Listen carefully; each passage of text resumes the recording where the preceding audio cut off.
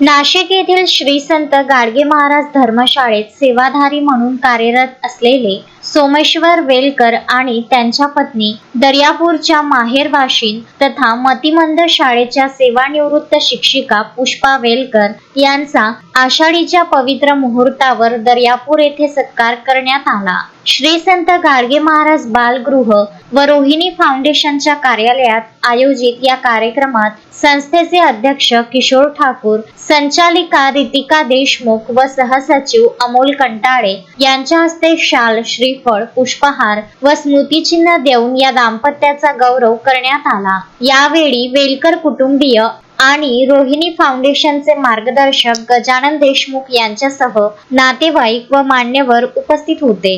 सत्काराला उत्तर देताना पुष्पा वेलकर यांनी भविष्यात संस्थेला सर्वतोपरी मदत करण्याचा मानस व्यक्त केला।